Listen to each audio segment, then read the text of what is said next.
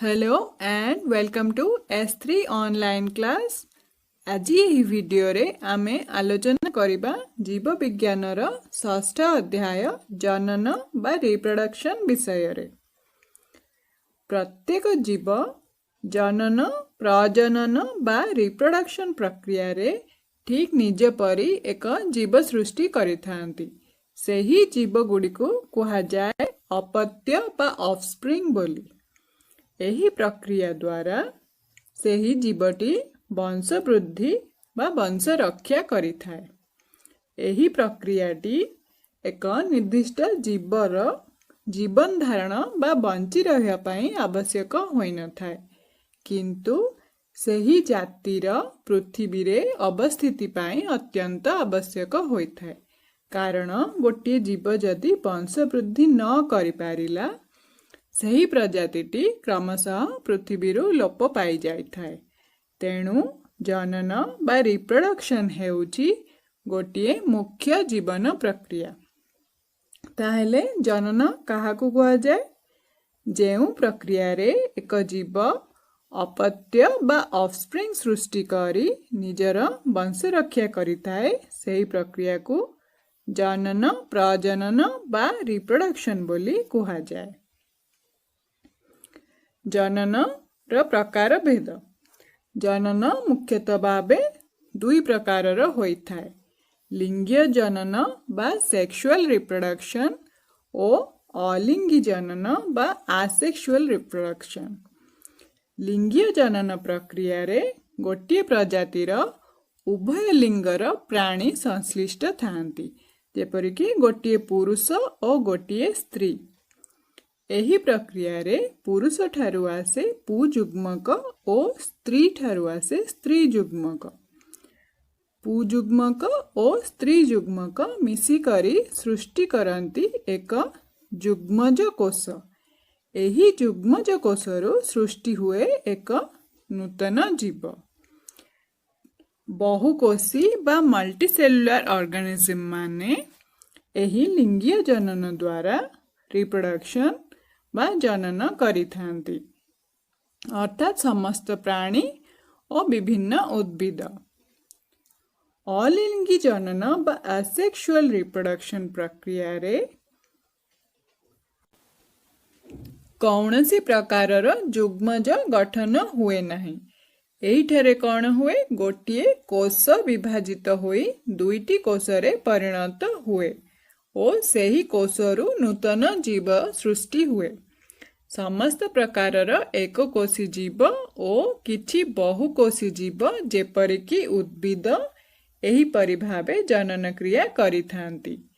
केतेक प्राणी उभय अलिंगी जनन और लिंगीय जनन द्वारा जनन क्रिया करिथांती। उदाहरण स्वरूप फंगी बा कवक और पैरासाइट्स। आमे जानिले जे अलिंगी जनन रे कोष विभाजन होई थाए। जेउ एही प्रक्रिया रे जेउ कोषटी विभाजित हुए ताहाको कुहा जाए मातृकोष बा जनक कोष, अर्थात मदर सेल और पेरेंट सेल बोली। कोष विभाजन द्वारा जेउ नूतन कोषटी सृष्टि हुए ताहाको कुहा जाए अपत्य कोष बा डॉटर सेल बोली। एही कोष विभाजन दुईटी प्रक्रिया रे होई थाए।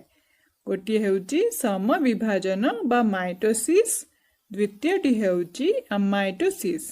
एही प्रक्रिया विषय रे आमे आगकू जाई पढ़िबा।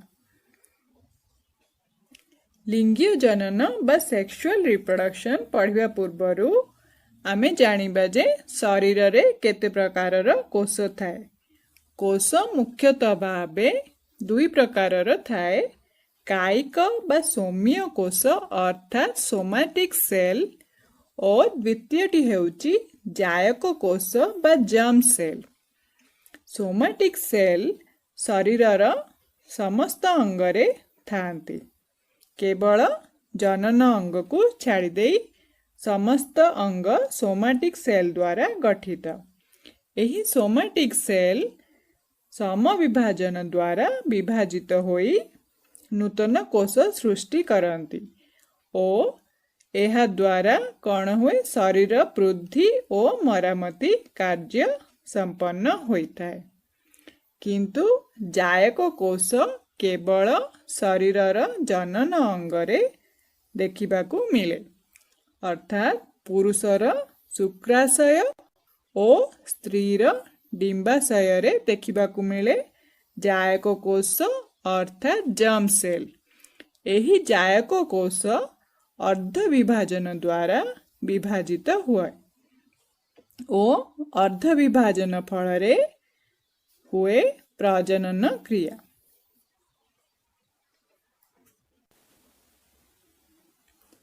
ସମବିଭାଜନ ବା ମାଇଟୋସିସ୍ ଓ ଅର୍ଦ୍ଧ ବିଭାଜନ ବା ମିଓସିସ୍ ବିଷୟରେ ଜାଣିବା ପୂର୍ବରୁ ପ୍ରଥମେ ଜାଣିବା କ୍ରୋମୋଜୋମ୍ ବିଷୟରେ।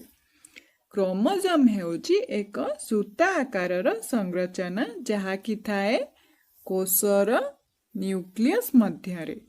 ଏହା DNA ଓ ପ୍ରୋଟିନ୍କୁ ନେଇ ଛନ୍ଦି ହୋଇକରି ସୃଷ୍ଟି ହୋଇଛି। ଏହି କ୍ରୋମୋଜୋମ୍ରେ ଥାଏ ଆମର ଜେନେଟିକ୍ ଇନଫର୍ମେସନ୍, ଅର୍ଥାତ୍ ଏହା ଆମ ଶରୀର ଗଠନ ଓ ଆୟୋଜନର ସୂଚନା ରଖିଥାଏ, ଅର୍ଥାତ୍ ଶରୀରର କନଷ୍ଟ୍ରକ୍ସନ୍ ଆଣ୍ଡ ଅର୍ଗାନାଇଜେସନ୍ର ସବୁ ଇନଫର୍ମେସନ୍ ଥାଏ କ୍ରୋମୋଜୋମ୍ ପାଖରେ। ଏହି ଜେନେଟିକ୍ ଇନଫର୍ମେସନ୍ ପ୍ରଜନନ ପ୍ରକ୍ରିୟା ଦ୍ୱାରା ଗୋଟିଏ ପିଢ଼ିରୁ ଅନ୍ୟ ପିଢ଼ିକୁ ସଞ୍ଚାଳିତ ହୋଇଥାଏ। ପ୍ରତ୍ୟେକ ଜୀବର କୋଷରେ ଥାଏ କ୍ରୋମୋଜୋମ୍, କିନ୍ତୁ କ୍ରୋମୋଜୋମ୍ ସଂଖ୍ୟା ପ୍ରତ୍ୟେକ ଜୀବ ପାଖରେ ଅଲଗା ଅଲଗା ଥାଏ। କିନ୍ତୁ କ୍ରୋମୋଜୋମ୍ ସଂଖ୍ୟା ସର୍ବଦା ଯୁଗ୍ମ ସଂଖ୍ୟା ବା ଇଭେନ୍ ନମ୍ବର ଆକାରରେ କୋଷ ମଧ୍ୟରେ ଥାଏ। କୋଷ ମଧ୍ୟରେ ଏହି କ୍ରୋମୋଜୋମ୍ ସଂଖ୍ୟା ଯୋଡ଼ା ଆକାରରେ ଥାନ୍ତି। ତେଣୁ କ୍ରୋମୋଜୋମ୍କୁ ସଂଖ୍ୟାକୁ ଦ୍ୱିଗୁଣିତ ବା ଡିପ୍ଲୋଏଡ୍ ସଂଖ୍ୟକ କ୍ରୋମୋଜୋମ୍ ବୋଲି କୁହାଯାଏ, ଅର୍ଥାତ୍ 2n ସଂଖ୍ୟକ କ୍ରୋମୋଜୋମ୍ ପ୍ରତ୍ୟେକ କୋଷରେ ଥାଏ। ମଣିଷର କ୍ରୋମୋଜୋମ୍ ସଂଖ୍ୟା ହେଉଛି 46, ଅର୍ଥାତ୍ 23 ଯୋଡ଼ା କ୍ରୋମୋଜୋମ୍ ଓ ମକାର କ୍ରୋମୋଜୋମ୍ ସଂଖ୍ୟା ହେଉଛି 20, ଅର୍ଥାତ୍ 10 ଯୋଡ଼ା କ୍ରୋମୋଜୋମ୍। ତେଣୁ କ୍ରୋମୋଜୋମ୍ ସଂଖ୍ୟାକୁ ସର୍ବଦା 2n ଆକାରରେ ସୂଚିତ କରାଯାଇଥାଏ। ସମବିଭାଜନ ବା ମାଇଟୋସିସ୍। ଏହି ପ୍ରକ୍ରିୟାରେ ଗୋଟିଏ ମାତୃକୋଷ ବା ଜନକ କୋଷ ବିଭାଜିତ ହୋଇ ଦୁଇଟି ଅପତ୍ୟ କୋଷରେ ପରିଣତ ହୁଏ। ଏହି ମାତୃକୋଷ ବିଭାଜିତ ହୋଇ ଏକାଭଳି ଦୁଇଟି କୋଷ ସୃଷ୍ଟି କରନ୍ତି ଓ ଅପତ୍ୟ କୋଷ ଗୁଡ଼ିକର କ୍ରୋମୋଜୋମ୍ ସଂଖ୍ୟା ମାତୃକୋଷର କ୍ରୋମୋଜୋମ୍ ସଂଖ୍ୟା ସହିତ ସମାନ ହୋଇଥାଏ, ଅର୍ଥାତ୍ ମାତୃକୋଷରେ ଥାଏ ଡିପ୍ଲଏଡ୍ ସଂଖ୍ୟକ କ୍ରୋମୋଜୋମ୍ ଓ ଅପତ୍ୟ କୋଷ ଗୁଡ଼ିକରେ ମଧ୍ୟ ଥାଏ ଡିପ୍ଲଏଡ୍ ସଂଖ୍ୟକ କ୍ରୋମୋଜୋମ୍। ଅର୍ଦ୍ଧ ବିଭାଜନ ବା ମିଓସିସ୍ ପ୍ରକ୍ରିୟାରେ ଦୁଇଥର କୋଷ ବିଭାଜନ ଘଟି ଜନକ କୋଷରୁ ସୃଷ୍ଟି ହୁଏ 4ଟି ଅପତ୍ୟ କୋଷ। ସେହି ଅପତ୍ୟ କୋଷକୁ କୁହାଯାଏ ଯୁଗ୍ମକ ବୋଲି।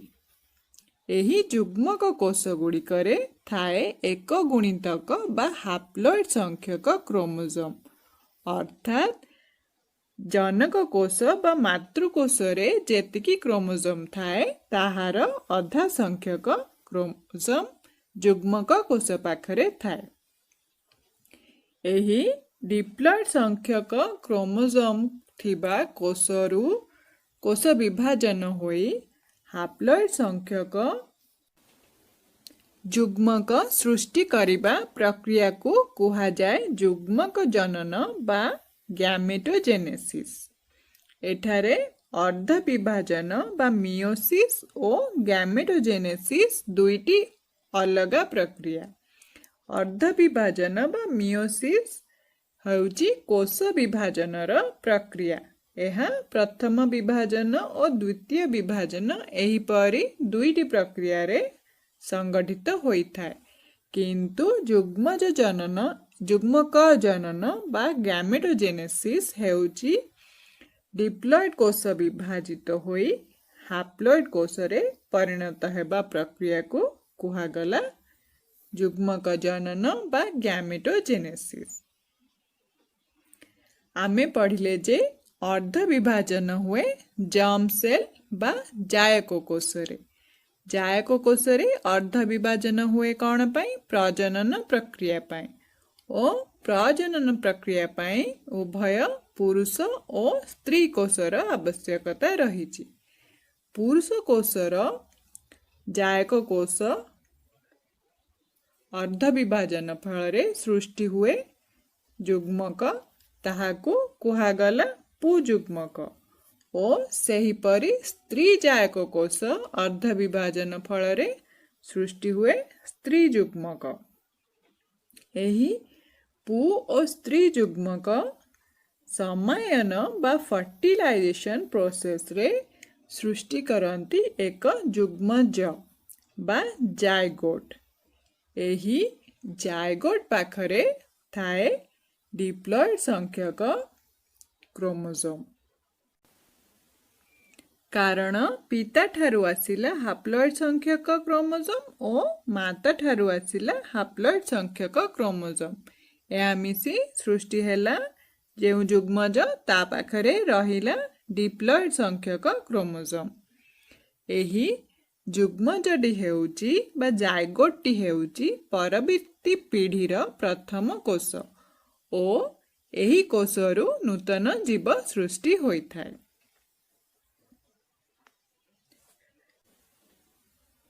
जदि पुयुग्मक और स्त्री युग्मक एकापरी होइथांती, अर्थात पुयुग्मक और स्त्री युग्मकर आकार और आयतन एका प्रकार होइथाए, सेही दुई युग्मक को कहा जाए समयुग्मक बा आइसोगैमेस।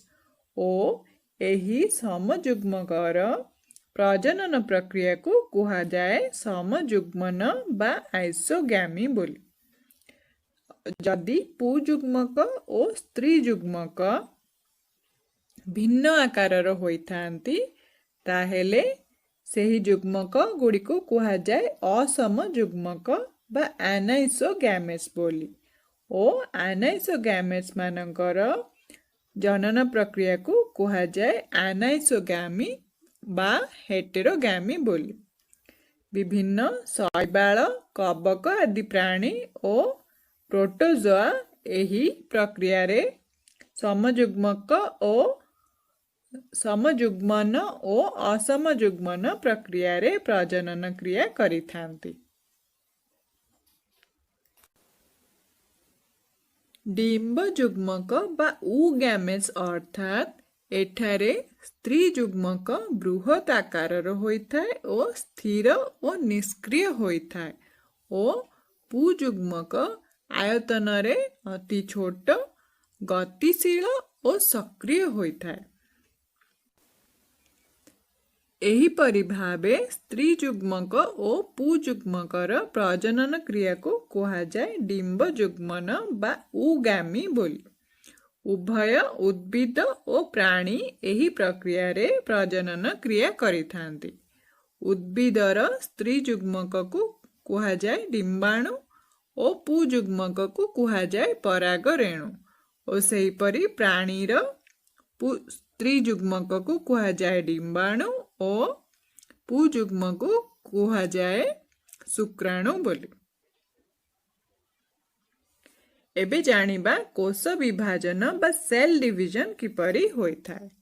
सेल डिविजन मुख्यतः भावे दुई प्रकारर सम विभाजन बा माइटोसिस और अर्ध विभाजन बा मियोसिस।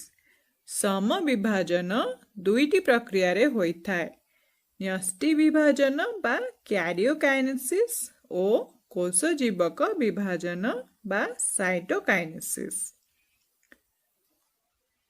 सम विभाजनर न्यष्टि विभाजन बा कैरियोकाइनेसिस चारोटी अवस्था द्वारा संपन्न होइथाए, यथा आद्यावस्था बा प्रोफेज, ମଧ୍ୟାବସ୍ଥା ବା ମେଟାଫେଜ୍, ଉତ୍ତରାବସ୍ଥା ବା ଆନାଫେଜ୍ ଓ ଅନ୍ତିମାବସ୍ଥା ବା ଟେଲୋଫେଜ୍।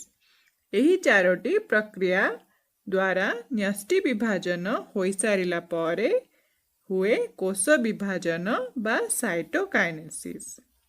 ପ୍ରଥମେ ଆମେ ଜାଣିବା ନ୍ୟଷ୍ଟି ବିଭାଜନ ପ୍ରକ୍ରିୟାର ପ୍ରଥମ ଅବସ୍ଥା ଆଦ୍ୟାବସ୍ଥା ବା ପ୍ରୋଫେଜ୍ ବିଷୟରେ। କୋଷ ବିଭାଜନରେ ମୁଖ୍ୟ ଭୂମିକା ଗ୍ରହଣ କରେ କୋଷ ମଧ୍ୟରେ ଥିବା ନ୍ୟୁକ୍ଲିୟସ୍ ମଧ୍ୟରେ ଥିବା କ୍ରୋମୋଜୋମ୍। କ୍ରୋମୋଜୋମ୍ ସାଧାରଣତଃ ଭାବେ ଅତି ସୂକ୍ଷ୍ମ ରୂପରେ ଥାଏ, ତେଣୁ ଦୃଶ୍ୟମାନ ହୋଇନଥାଏ। କିନ୍ତୁ ଯେତେବେଳେ କୋଷ ବିଭାଜନ ହୁଏ, କୋଷ ବିଭାଜନର ଆଦ୍ୟାବସ୍ଥା ବା ପ୍ରୋଫେଜ୍ ସମୟରେ କ'ଣ ହୁଏ? ଏହି କ୍ରୋମୋଜୋମ୍ ଗୁଡ଼ିକ ସୂକ୍ଷ୍ମ ଅବସ୍ଥାରୁ ସ୍ଥୂଳ ଅବସ୍ଥାରେ ପରିଣତ ହୁଅନ୍ତି ଓ ଧୀରେ ଧୀରେ କ୍ରୋମାଟିନ୍ ଜାଲିକା ଭାବେ ଦୃଶ୍ୟମାନ ହୁଅନ୍ତି ଓ ସେହି କ୍ରୋମାଟିନ୍ ଜାଲିକା ଗୁଡ଼ିକ କ୍ରମଶଃ ଭାବେ ଅଧିକ ସ୍ଥୂଳ ରୂପ ଧାରଣ କରି ଏକ ନିର୍ଦ୍ଦିଷ୍ଟ ସଂଖ୍ୟକ ଗୁଣସୂତ୍ର ଭାବେ ଦେଖାଯାଆନ୍ତି। ଗୁଣସୂତ୍ର ଗୁଡ଼ିକ ଲମ୍ବ ଭାବେ ଦୁଇଟି ଏକକ ଗୁଣସୂତ୍ରରେ ବିଭାଜିତ ହୋଇଯାଆନ୍ତି। ଗୁଣସୂତ୍ର ଗୁଡ଼ିକ ସ୍ଥୂଳ ଭାବେ ଆସିଲା ପରେ କ'ଣ ହୁଅନ୍ତି ନା ଲମ୍ବ ଭାବେ ବିଭାଜିତ ହୋଇଯାଆନ୍ତି। ଲମ୍ବ ଭାବେ ବିଭାଜିତ ହେଲା ପରେ କ'ଣ ହୁଏ? ଏହା ଦୁଇଟି ଏକକ ଗୁଣସୂତ୍ର ଭାବେ ବିଭାଜିତ ହୋଇଯାଆନ୍ତି ଓ କେବଳ ଗୋଟିଏ କେନ୍ଦ୍ରରେ ଲାଗିକି ରହିଥାନ୍ତି। ସେହି କେନ୍ଦ୍ରଟିକୁ କୁହାଯାଏ ଗୁଣସୂତ୍ର କେନ୍ଦ୍ର ବୋଲି ବା ସେଣ୍ଟ୍ରୋମିୟର ବୋଲି। ଧୀରେ ଧୀରେ ନିନ୍ୟଷ୍ଟି ବା ନ୍ୟୁକ୍ଲିୟଲସ୍ ଓ ନ୍ୟଷ୍ଟି ଝିଲ୍ଲି ବା ନ୍ୟୁକ୍ଲିୟର ମେମ୍ବ୍ରେନ୍ ଅଦୃଶ୍ୟ ହୋଇଯାଏ ଓ କେନ୍ଦ୍ରପିଣ୍ଡ ବା ସେଣ୍ଟ୍ରୋଜୋମ୍ କ'ଣ ହୁଏ? ଦୁଇ ଭାଗରେ ବିଭକ୍ତ ହୋଇ ଦୁଇ ମେରୁ ଆଡ଼କୁ ଗତି କରେ ଓ ସେଠାରେ କ'ଣ ହୁଏ? କେନ୍ଦ୍ରପିଣ୍ଡ ବା ସେଣ୍ଟ୍ରୋଜୋମ୍ରୁ ତାରକ ବା ଆଷ୍ଟର ସୃଷ୍ଟି ହୁଏ ଓ ତର୍କୁତନ୍ତୁ ବା ସ୍ପିଣ୍ଡିଲ୍ ଫାଇବରର ଗଠନ ପ୍ରକ୍ରିୟା ଆରମ୍ଭ ହୁଏ। ଏହି ସେଣ୍ଟ୍ରୋଜୋମ୍ରୁ ଯେଉଁ ସବୁ ତାରକ ସୃଷ୍ଟି ହୁଏ, ସବୁ ତାରକ ଗୁଡ଼ିକୁ କୁହାଯାଏ ଆଷ୍ଟର ବୋଲି ଓ କିନ୍ତୁ ଯେଉଁ ତାରକ ଗୁଡ଼ିକ ଦୀର୍ଘ ଲମ୍ବା ହେଇ କ୍ରୋମୋଜୋମ୍ ଆଡ଼କୁ ଗତି କରନ୍ତି ଓ କ୍ରୋମୋଜୋମ୍ର କେନ୍ଦ୍ର ସହିତ ସଂଯୋଗ ହୁଅନ୍ତି, ସେଇଗୁଡ଼ିକୁ କୁହାଯାଏ ତର୍କୁତନ୍ତୁ ବା ସ୍ପିଣ୍ଡିଲ୍ ଫାଇବର ବୋଲି। ଏବେ ଜାଣିବା ମଧ୍ୟାବସ୍ଥା ବା ମେଟାଫେଜ୍ରେ କ'ଣ ହୁଏ। ମଧ୍ୟାବସ୍ଥାରେ କ'ଣ ହୁଏ ନା ଗୁଣସୂତ୍ର ବା କ୍ରୋମୋଜୋମ୍ ଗୁଡ଼ିକ କୋଷର ମଧ୍ୟ ସମତଳ ଭାଗକୁ ବା ଇକ୍ୱେଟୋରିଆଲ ପ୍ଲେନ୍ ଆଡ଼କୁ ଚାଲି ଆସନ୍ତି ଓ ତାପରେ କେନ୍ଦ୍ରପିଣ୍ଡ ବା ସେଣ୍ଟ୍ରୋଜୋମ୍ରୁ ଯେଉଁ ସବୁ ତର୍କୁତନ୍ତୁ ବା ସ୍ପିଣ୍ଡିଲ୍ ଫାଇବର ସୃଷ୍ଟି ହୋଇଥାନ୍ତି, ସେଗୁଡ଼ିକ ବର୍ଦ୍ଧିତ ହୋଇ ଗୁଣସୂତ୍ର କେନ୍ଦ୍ର ସହିତ ସଂଯୁକ୍ତ ହୋଇଥାନ୍ତି। ମଧ୍ୟାବସ୍ଥା ପରେ ଆସୁଛି ଉତ୍ତରାବସ୍ଥା ବା ଆନାଫେଜ୍। ଆନାଫେଜ୍ରେ କ'ଣ ହୁଏ?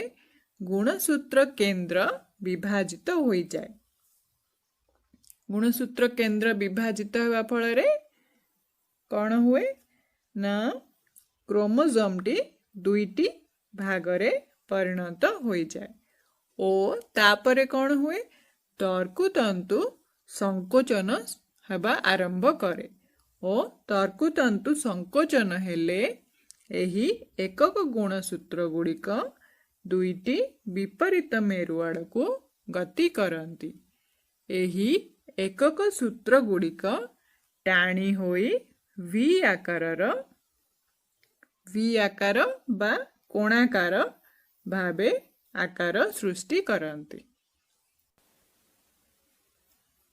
अंतिम अवस्था बा टेलोफेज रे कौन हुए गुणसूत्र गुड़िक टाणी होई मेरु अंचल रे पहुंची जाती।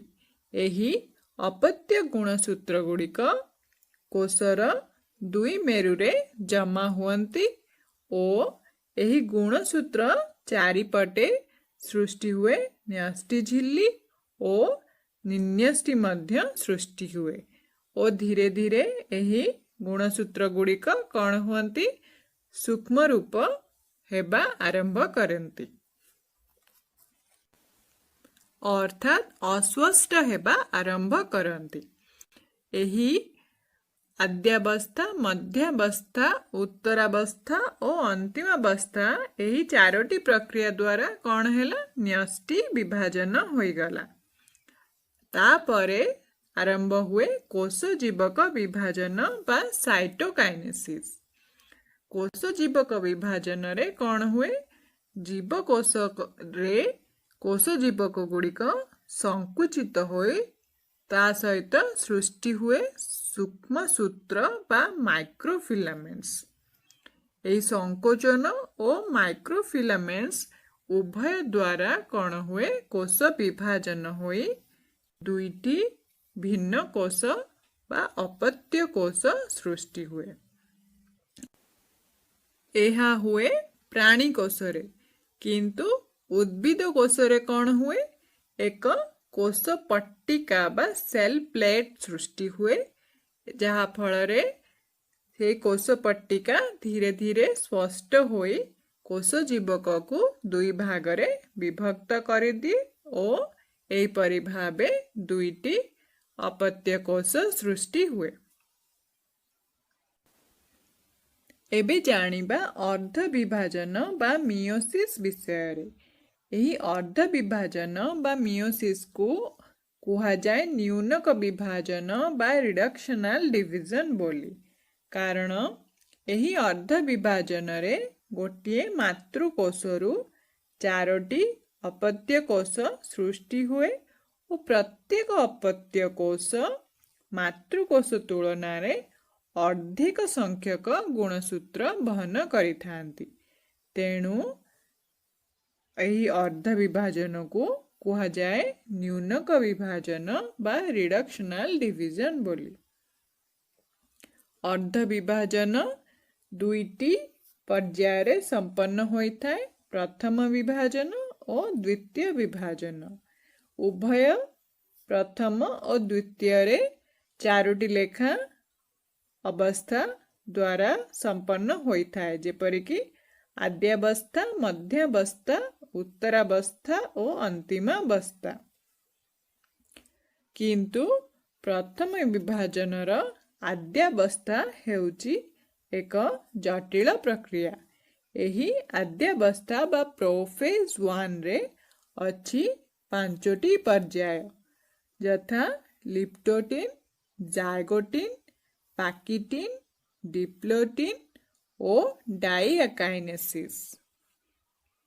प्रथमे अर्ध विभाजन र प्रथम विभाजन र आद्यावस्था बा प्रोफेज 1 र लिप्टोटिन प्रक्रियाटा आमे जानिबा। लिप्टोटिन प्रक्रिया रे कौन हुए गुणसूत्र गुड़िक दृश्यमान होइथाय। प्रथमे कौन थाए ना साधारणतः कोश रे गुणसूत्र गुड़िक सूक्ष्म अवस्था रे थाए किंतु जे कोनसी कोश विभाजन र प्रथम पर्याय रे कौन हुए ना गुणसूत्र गुड़िक स्थूल रूप धारण करी दृश्यमान हेबा आरंभ करे। लिप्टोटिन प्रक्रिया परे आसे जायगोटिन। जायगोटिन रे कौन हुए सदृश गुणसूत्र बा होमोलोगस क्रोमोसोम गुड़िक परस्पर आड़ को आकर्षित हुअन्ति और जोड़ा जोड़ा होई रही थांती। आमे जानिछे प्रत्येक कोश रे थाए क्रोमोसोम जोड़ा भाबरे। मनुष्यर थाए 46 टी क्रोमोसोम अर्थात 23 जोड़ा क्रोमोसोम।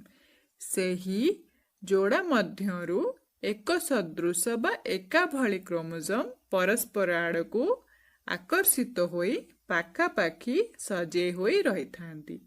ଏହି ସଜେଇ ହୋଇ ରହିବା ଅବସ୍ଥାକୁ କୁହାଯାଏ ଆପୁଞ୍ଜନ ବା ସିନାପ୍ସିସ୍ ପ୍ରକ୍ରିୟା। କ୍ରୋମୋଜୋମ ଯୋଡ଼ାକୁ ମିଳିତ ଭାବେ କୁହାଯାଏ ବାଇଭେଲେଣ୍ଟ ବୋଲି ବା ଯୁଗଳ ଗୁଣସୂତ୍ର ବୋଲି କୁହାଯାଏ। ଜାଇଗୋଟିନ୍ ପ୍ରକ୍ରିୟା ପରେ ଆରମ୍ଭ ହୁଏ ପ୍ୟାକିଟିନ୍ ପ୍ରକ୍ରିୟା। ପ୍ୟାକିଟିନ୍ ପ୍ରକ୍ରିୟାରେ କ'ଣ ହୁଏ? ଦୁଇଟି जो गुणसूत्र पाखापाखि जोड़ी होई रहिथांती कौन करती स्थूल बा क्षुद्राकार हो जाती और मिलित होई एक चतुष्क सृष्टि करती। कारण गोटे क्रोमोजोम रे अच्छी एकक दुईटी एकक क्रोमोजोम और अन्य क्रोमोजोम रे अच्छी दुईटी एकक क्रोमोजोम अर्थात चारोटी क्रोमोजोम। यही चारोटी क्रोमोजोम मिसी सृष्टि हेले चतुष्क बा ताहाको कुहा जाए टेट्राड बोली।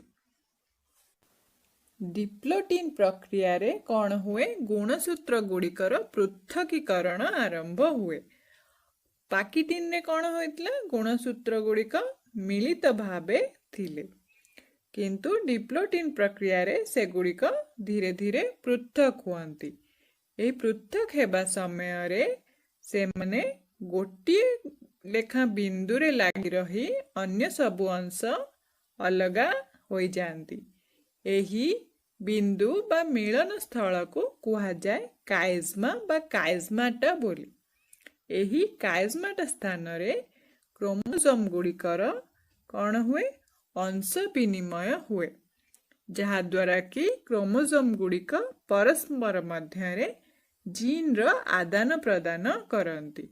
अर्थात एठी देखिबा एठी ब्लू क्रोमोजोम रो किछि अंश गला रेड क्रोमोजोम पाखकू और रेड क्रोमोजोम रो आसिला किछि अंश ब्लू क्रोमोजोम पाखकू। एही परि भाबे दुईटी क्रोमोजोम कौन करती? परस्पर मध्य जीन रो आदान प्रदान करिथांती। एही जीन रो आदान प्रदान प्रक्रिया को कुहा जाए पारंतरण बा क्रॉसिंग ओवर बोली। तापरे आसे डाइएकाइनेसिस प्रक्रिया। एही प्रक्रिया रे कौन हुए? गुणसूत्र गुड़िक क्षुद्राकार हो जाती और अधिका स्पष्ट देखा जाती। एही अवस्था रे निन्यष्टि और न्यष्टि झिल्ली अदृश्य हो जाए। एही परि भाबे आद्यावस्था प्रथम आद्यावस्थार पांचटी प्रक्रिया शेष हुए और तापरे आरंभ हुए मध्यावस्था 1 बा मेटाफेज 1। एही प्रक्रिया रे कौन हुए? जुगल गुणसूत्र गुड़िक कोशर मध्य समतल भाग को चली आसती ओ केंद्रपिंड बा सेंट्रोजोम रु तर्कुतंतु गुणसूत्रर केंद्र भाग सहित संयुक्त हो जाए। तापरे आसे उत्तरावस्था 1 बा एनाफेज 1। एही प्रक्रिया रे कौन हुए? जुगल मध्यरु गोटिए लेखा गुणसूत्र विपरीत मेरुआड़ को गति करती। एही प्रक्रिया रे कौन हुए? गुणसूत्र केंद्र विभाजित हुए नहीं, तेणु संपूर्ण गुणसूत्र मेरुआड़ को गति करे। कारण एठी थिला क्रोमोजोम जोड़ा भाबरे। एही जोड़ा मध्यरु गोटिए क्रोमोजोम जाए एपटे, गोटे क्रोमोजोम जाए विपरीत दिगरे। तेणु कौन हैला? एठारे अधा गुणसूत्र गोटे मेरु रे आउ अधा गुणसूत्र आउ गोटे मेरुआड़ को गति करती।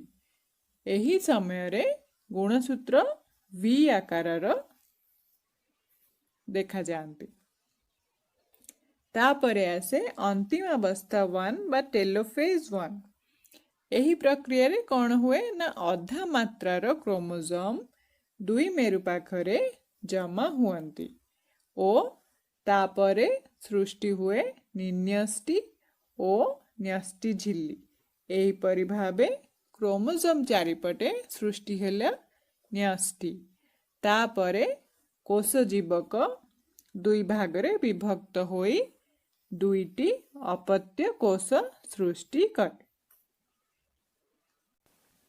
एहीपरि भावे प्रथम विभाजन रे सृष्टि हुए दुईटी अपत्य कोश तापरे आरंभ हुए द्वितीय विभाजन बा मियोसिस 2। एही द्वितीय विभाजन प्रथम विभाजन परे परे ही आरंभ हो जाए। एही प्रक्रियाटी सम विभाजन बा माइटोसिस प्रक्रिया सहित समान होइथाय, कारण से आद्यावस्था 2 बा प्रोफेज 2 रे कौन हुए सेहीपरि गुणसूत्र माने दृश्यमान हुअन्ति ओ मध्यावस्था 2 बा मेटाफेज 2 रे कौन हुए गुणसूत्र गुड़िक मध्य समतल भाग को चली आसती ओ स्पिंडल फाइबर गुणसूत्र केंद्र सहित संयुक्त हुअन्ति। तापरे कौन हुए एनाफेज 2 रे कौन हुए गुणसूत्र केंद्र विभाजित हुए ओ स्पिंडल फाइबर संकोचन फल गुणसूत्र गुड़िक मेरु आड़ को गति करती। तापरे टेलोफेज 2 रे कौन हुए मेरु पाखरे दुईटी लेखा न्यष्टि सृष्टि हुए ओ तापरे कोश विभाजन फल दुईटी लेखा अपत्य कोश सृष्टि हुए। एही परि भावे अर्ध विभाजन रे गोटी मातृकोश रु सृष्टि हुए चारोटी अपत्य कोश। आमे पढ़िले उभय सम विभाजन माइटोसिस और अर्ध विभाजन बा मियोसिस। एही दुईटी कोश विभाजन रा मुख्य पार्थक्य गुड़िक कौन रहिला? सम विभाजन हुए उभय कायिक कोश और जायक कोश रे, किंतु अर्ध विभाजन हुए केवल जायक कोश रे। सम विभाजन रे कोश कौन हुए थरे मात्र कोश विभाजन हुए, किंतु अर्ध विभाजन रे प्रथम पर्याय और द्वितीय पर्याय भावे दुई थर कोश विभाजन हुए। सम विभाजन रे सृष्टि हुए दुईटी अपत्य कोश, किंतु अर्ध विभाजन रे सृष्टि हुए चारोटी अपत्य कोश। सम विभाजन रे कौन हुए अपत्य कोश रे मातृकोश सहित समान संख्यक भावे डिप्लॉयड संख्यक क्रोमोसोम थाए, किंतु अपत्य कोश रे हाप्लॉयड संख्यक क्रोमोसोम थाए। एही सम विभाजन रे आपुंजन बा क्रॉसिंग ओवर हुए नहीं, किंतु अर्ध विभाजन बा मियोसिस रे आपुंजन बा क्रॉसिंग ओवर प्रक्रियाटी संगठित होइथाय। सम विभाजन रे गुणसूत्र केंद्र विभाजित हुए, किंतु अर्ध विभाजन रे गुणसूत्र केंद्र विभाजित हुएनि, कारण दुई जोड़ा क्रोमोसोम रु गोटे क्रोमोसोम गोटे मेरु आड़े और अन्य क्रोमोसोम अन्य मेरु आड़ को गति करिथाय। आज पाई थिला एतिकी। उद्भिदर प्रजनन क्रिया विषय रे अन्य एक वीडियो रे आलोचना करिबा। धन्यवाद।